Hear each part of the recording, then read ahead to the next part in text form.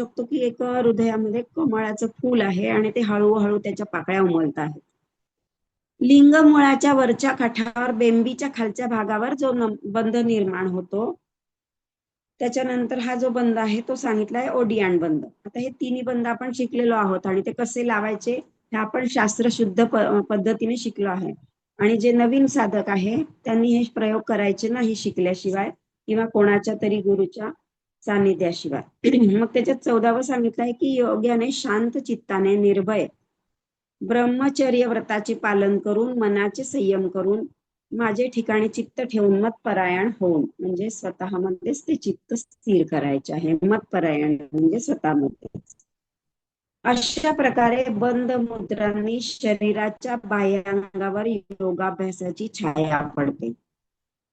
बंध आणि मुद्रा, मग याच्यात मुद्रा पण सांगितलंय आपल्याला, शिकवलेल्या आहे मुद्रा. त्यावेळेस कोणत्या मुद्रा करायच्या आहेत तर त्यांनी म्हटलंय बंध मुद्रांनी शरीराच्या बाह्यांगावर योगाभ्यासाची छाया पडते, म्हणजे योगाभ्यास आपण करायला सुरुवात करतो. आतल्या बाजूस चंचल मनोवृत्तीचा जोर कमी होऊ लागतो.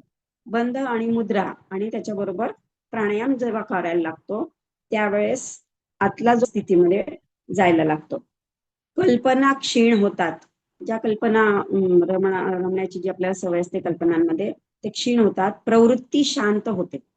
मन आपोआप शरीर भाव जाणत नाही असे होते. शरीराचा भाव हळूहळू कमी होत जातो, म्हणजे आपलं शरीर आहे याची जाणीव कमी होते.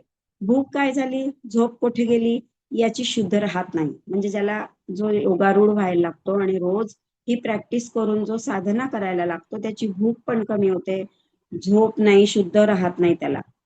मूळ बंधाने कोंडलेला अपानवायू माघारी फिरतो. मूळ बंध लावल्यानंतर तो जो वायू असतो तो वर जायला लागतो. मग ते इथे म्हणतात की ही सगळी स्थिती अशी तयार झाल्यानंतर तो परत माघारी जायला लागतो. म्हणजे त्याला वर येता येत नाही, कारण हे दुसरे पण बंध लागले इकडले, त्यामुळे त्याला मग पुन्हा वर नाही येतात, तर तो परत खाली जातो. अडचणीत सापडून तो विस्तार पावतो, गुरगुरतो. आता ही स्थिती ज्याला होत असेल त्याला माहित असेल, आपण आता त्याच्यावर एवढा विचार नाही करायचा. कोंडलेल्या जागीच तो गुरगुरायला लागतो आणि मणिपूर चक्राला धडका देतो, पुन्हा पुन्हा धडका देतो. मणिपूर चक्र आपल्याला माहिती आहे की नाभीच्या थोडस वरती आहे, तर तिथे तो धडकत असतो तो वायू. मग ती अपान वायूची खवळलेली वावटळ देहरूपी घर ढवळून काढते. म्हणजे ती स्थिती खूप भयंकर होत असेल, त्रास होत असेल त्या जागेवरती, आणि बाळपणापासून साठलेली सर्व घाण शरीराबाहेर घालवून देतो. मग अपान वायूची ती लाट आतमध्ये माघारी वळण्यास जागा नसल्याने कोठ्यात शिरते आणि वात पित्त कफाचा ठाव ठिकाणा नाहीस करतो. म्हणजे त्याच्याने शुद्धी होत असते आपली. म्हणून हे बंद का लावायचे, का शिकायचे, प्राणायाम का शिकायचं, योगासनं का करायचे, याच्यासाठी आहे. साधकाला ते खूपच गरजेचं असतं. मग हा उसळलेला अपानवायू शुक्र, रस, रक्त, मांस अशा सप्त धातूचे समुद्रच उलथून टाकतो. जे जे आपल्या शरीरामध्ये आहे त्याची ते उथलपुथल करून टाकतो. मेदाचे पर्वत फोडून टाकतो. म्हणजे हे केव्हा होतं, एका दिवसात बसल्याने नाही होत. हे रेग्युलर जो प्रॅक्टिस करतो नंतर त्याचा हळूहळू कशी स्थिती होते, खाण्यावर त्याचा कसा कंट्रोल येतो, झोप नाहीशी होते, हे सगळ्यांमुळे काय काय होतं तर हे सांगितलंय की हे जे शुक्र, रस, रक्त, मांस सप्त धातूचे समुद्रच उलथून टाकतो. म्हणजे त्याची म्हणजे ते सगळं कंट्रोलमध्ये येतात. जे अवास्तव वाढलेलं असतं, मेदाचे पर्वत म्हणजे जे आपलं वजन वाढलेलं असतं ते सगळं, कारण की आपोआप खाण्यावर कंट्रोल, साधना, या सगळ्यांमुळे हे सगळं घडतं. हाडांच्या गाभ्यातील मज्जा सुद्धा बाहेर काढतो. म्हणजे ती व्यक्ती कृश व्हायला लागते. कृश म्हणजे कंट्रोलमध्ये राहतं तिचं सगळं. वायू मार्गाची नाडी मोकळी करतो. आपल्याला माहिती सगळ्या नाड्या शुद्ध होतात. गात्रे शिथिल करतो. नवशिक्या साधकाला मरणाची, रोगाची भीती दाखवतो. म्हणजे नवीन सुरुवातीला हे सगळं करतो त्याला त्याची तब्येत मग खराब व्हायला लागते. हे सगळं त्याच्या शरीरामध्ये सगळा चाललेला गोंधळ, त्यामुळे त्याची परिस्थिती अशी होते की मरणाची भीती वाटायला लागते त्यांना, इतकी परिस्थिती ती खराब होते. रोगाची भीती दाखवतो म्हणजे काहीतरी रोग व्हायला लागतो. तर त्यावेळेस साधकाने मुळीच भिवू नये असं स्पष्ट सांगितलेलं आहे इथे. तो एखाद्या वेळी शरीरात व्याधी प्रगट करतो आणि लगेच नष्टही करतो. मग काही काळासाठी त्या व्याधी निर्माण होतात आणि आपोआप नष्ट होतात. जेव्हा ही साधना आपण करत असतो तेव्हाच वर्णन आहे. शरीरात असलेले कफपित्ताचे जलांश, आता हा 14वा जो आहे ना 14वा श्लोक जो आपण वाचला आत्ताच, प्रशांत आत्मा विगतवीर ब्रह्मचारी व्रते स्थितः मनसंयमे मच्चित्तो युक्त आसीत मत्परः, त्याचं वर्णन 2 पेज पूर्णपणे असं केलेलं आहे. तर आज आपलं याच्यामध्येच जाईल सगळा वेळ. आणि खूप सुंदर वर्णन आहे तर हे, आणि लक्षपूर्वक ऐकायचं आहे आणि प्रयोग कोणतेही न करता ऐकायचं आहे, फक्त ऐकण्यासाठी आहे. शरीरात असलेले आणि आपली स्थिती याप्रमाणे आहे का हे बघायचा प्रयत्न करायचा आहे. आता ज्यांची साधना पुढे गेलेली आहे त्यांना समजू शकतं. शरीरात असलेले कफ पित्ताचे जल अंश आणि मांस मज्जादी पृथ्वीचे अंश कालवून एकवटतो. वात पित्त किंवा पाण्याचं जे अंश आहे आपल्या शरीरामध्ये त्याचं सगळं तो एकत्रीकरण करतो. त्यावेळी अर्जुना दुसरीकडे वज्रासनाच्या उष्णतेने कुंडलिनी शक्ती जागृत होते. तर हे सगळी ढवळाढवळ शरीरामध्ये चालत असल्याने काय होतं, जी कुंडलिनी असते ती तिथे आपल्याला माहितीये की मूलाधार चक्राच्या तिथे सुप्त सुप्त अवस्थेमध्ये जी आहे खाली वेटोळ 3-3.5 वेटोळे आपल्याला माहिती कशा प्रकारे तिची स्थिती असते आणि ती खाली तोंड खुपसून बसलेली असते. तर या सगळ्या साधनेमुळे काय होतं, तिला धक्के बसायला लागतात आणि ती शक्ती जागृत व्हायला लागते शरीरात उष्णता निर्माण झाल्याने. तर आता इतकं सुंदर त्या कुंडलिनीचं वर्णन केलेलं आहे. तर आपण आता एक 10 मिनिटं घेऊया, कारण की शांतपणे ऐकण्यासारखं आहे. घाईघाईने आपण हे करायचं नाही. थोडं जितकं होईल तेवढं घेऊ, बाकीचं आपण नंतर घेऊया. तर ते कुंडलिनीचं वर्णन त्यांनी इथे केलेलं आहे. केशराच्या पाण्याने न्हालेले नागिणीचे पिल्लू वेटोळे घालून जसे झोपी गेलेले असावे, त्याप्रमाणे ती कुंडलिनी शक्ती लहानशी 3.5 वेटोळे घालून खाली तोंड करून सर्पिणीप्रमाणे निजलेली असते. म्हणजे सामान्य माणसाच्या प्रत्येकाच्या शरीरात असते ती, पण सामान्य माणसाच्या शरीरामध्ये तिचं प्रमाण ती कशा प्रकारे असते, झोपलेल्या अवस्थेत असते.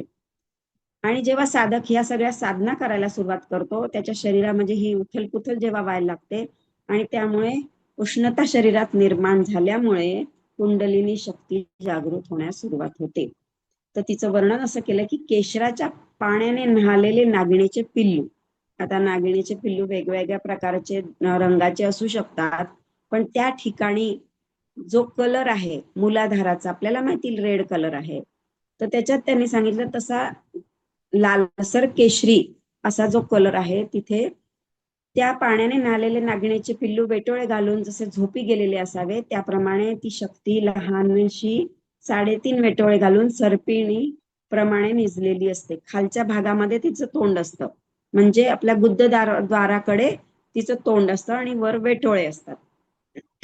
तसं सुंदर वर्णन तिचं केलेलं आहे. जणू विजेची वाटोळी कडी, अग्नीच्या ज्वालाची घडी, तिचं वर्णन खूप सुंदर केलेलं आहे बघा. सुरुवातीला सांगितलं की केशराच्या पाण्याने न्हालेलं ते पिल्लू जणू विजेची वाटोळी कडी, वीज कशी असते, म्हणजे वीज अशी जर गोल गोल असेल तर ती कशी तिथे दिसेल हे ते सांगतात. ते अग्नीच्या ज्वालाची घडी, अग्नीची ज्वाळा किंवा शुद्ध सोन्याची घोटलेली लगडी जशी असावी, गोल रिंग शुद्ध सोन्याची, किती चमक असेल तिच्यामध्ये, किती प्रकाशमान असेल. विजेची कडी म्हणजे वीज जेव्हा चमकते तेव्हा किती प्रकाश येतो आकाशात आपण बघितलेलंच आहे. किंवा अग्नीच्या ज्वालाची घडी, अग्नीची ज्वाळा जी उठत असते तिची एक गोल रिंग अशी कडी तुम्ही समजू शकता, किंवा सोन्याने घोटलेली लगडी जशी असावी तशा प्रकारे. तशी ती व्यवस्थितपणे नाभीच्या द्रोणात जखडलेली असते. नाभीच्या द्रोणामध्ये म्हणजे नाभीचा जो खालचा भाग आहे त्या ठिकाणी ती जखडलेली असते. ती वज्रासनाने चिमटल्यामुळे जागी होते. वज्रासन जेव्हा करतो आपण आणि जो मागचा घोट्याचा भाग असतो तो तिथे जेव्हा आपण प्रेशर देतो त्यावेळेस ती चिमटल्यामुळे म्हणजे दाब पडल्यामुळे ती जागी होते. त्या जागी नक्षत्र जसे आकाशातून खाली पडावे, सूर्याचे आसन ढळावे किंवा प्रत्यक्ष तेजाचे बी रुजून त्याला कोंब फुटावे. किती सुंदर सुंदर उपमा दिलेली आहे पहा. नक्षत्र जसे आकाशातून खाली पडावे किंवा सूर्याचे आसनच ढळावे. प्रत्यक्ष तेजाचे बी रुजून त्याला कोंब फुटावे. तेज, प्रकाश, त्याचं बी जेव्हा रुजू तेव्हा तो जो कोंब फुटेल आणि जो प्रकाश त्याच्यातून निर्माण होईल, अशा प्रकारे ते सगळ्या त्यांनी इथे काव्यात्मक रीतीने आपल्याला सांगितलेलं आहे. त्याप्रमाणे ती कुंडलिनी शक्ती वेटोळे सोडीत. मग हे धक्के बसल्यामुळे ती ते वेटोळ सोडायला सुरुवात करते. कौतुकाने अंग मोडीत. आता आपण विचार करू शकतो की ती अंग कशी मोडते. ज्यावेळेस आपल्याला एकदम कंटाळा येतो, आपण हात बीत अंग कसं मोडतो, त्या प्रकारे आपण म्हणजे व्हिज्युअलाइज करू शकतो की ती कशा प्रकारे अंग मोडत असेल. नाभी कंदावर उभी राहते. नाभी कंदावर म्हणजे स्वादिष्टान चक्राच्या त्या जागेवरती ती उभी राहते जिथे नाभी आहे. तिला स्वाभाविकपणे खूप दिवसांची भूक लागलेली असते. इतके वर्ष झाले ती तिथे शांतपणे झोपल्यामुळे जागृत झाल्यावर तिला भूक लागलेली असते. तर ही भूक लागल्यावर जसं सामान्य माणसाला भूक लागते त्यावेळेस त्याची कशी तडफड होते. खूप दिवसांचा उपाशी एखादी व्यक्ती असेल किंवा काही असेल, कोणी असेल, प्राणी पक्षी वगैरे, तर त्याची जशी तडफड होत असते खाण्यासाठी, तर ते इथे वर्णन केलेलं आहे. तर आता 5-20 झाले, तर पूर्ण करायचं आहे का पुढचं वर्णन मॅडम, की आपण मग नंतर घ्यायचं उद्या वगैरे किंवा परवा? श्रद्धा घ्या ना, मॅडम. जरा सलग होईल ना. हो. आजच घेतलं तर बरं होईल. हा, म्हणजे ते सलग होऊन राहिलंय म्हणून म्हटलं. मग आपण ध्यान 2 मिनिटं वगैरे करू, 5 मिनिटं किंवा 2 मिनिटं. कारण हा 3 पेज त्याचे दिलेले आहे त्यांनी. आणि हे वर्णन एकदा कंटिन्यू ऐकलं तरच त्याचे इम्पॉर्टन्स राहिले, नाही तर मग ते तुटक तुटक होईल. तर आपण हे नाही घेऊन नाही, घेऊ. आजच घ्या सगळं ते. हा, ठीक आहे. तर खूप सुंदर वर्णन आहे, माझ्या अंगावरती काटे येऊन राहिले.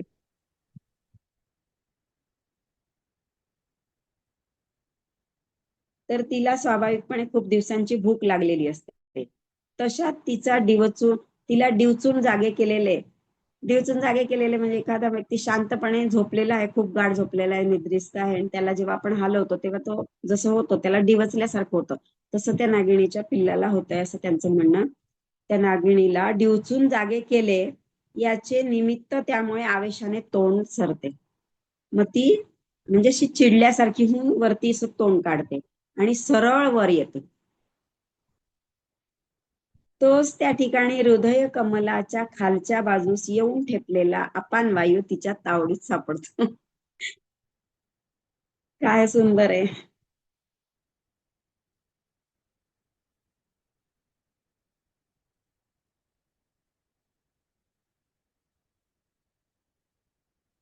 या सगळ्या वायूला मिठी घालून पोटात घालते. आपल्या मुखातील ज्वालामिती कुंडलिनी अपान वायूला त्याला खालीवर सर्व बाजूंनी व्यापून टाकते. माणसाचे घास खाऊ लागते. म्हणजे एखादा बुभुक्षित व्यक्ती असेल, तो जे दिसेल ते जसं पोटात टाकतो, जे मिळेल ते खातो, त्याप्रमाणे तिची स्थिती असल्यामुळे ती माणसाला मांस जे असतं आतलं ते खायला सुरुवात करते. मांसल भाग ज्या ठिकाणी आहे तेथे तिला सहजपणे घास मिळतो. जिथे जिथे मांसल भाग आहे आपल्या शरीराच्या त्या भागामध्ये शेवटी हृदयाचे 1-2 घास घट्ट करते. हृदयाच्या ठिकाणी जे घास आहेत मांसल भागाचे ते ती घट्ट करत असते.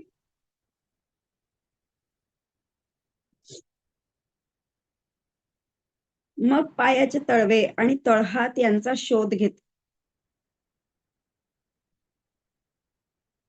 कुठे कुठे ती जाते त्याचं वर्णन केलेलं आहे, कशा कशा प्रकारे. वरील अंगाच्या मांसखंडाचा भेद करते आणि मग शरीराच्या प्रत्येक अवयवाचा झाडा घेतल्या वाचून राहत नाही, अशा प्रकारे ती अशी चेतल्यासारखी करते आणि जे दिसेल ते खायला सुरुवात करते. ती शक्ती आपले स्वादिष्टान चक्राचे स्थान सोडित नाही. अजून सुद्धा ती तिथेच आहे असं ते सांगतात. मूलाधारापासून थोडीशी वर आली, पण स्वादिष्टान चक्राच्या ठिकाणीच आहे. नखातले सारे शोषून घेते. नख जे आहेत आपल्या हातापायांचे, त्वचा पिळून काढते. म्हणजे योगाची त्यावेळेस स्थिती काय होत असेल आपण कल्पना करू शकतो.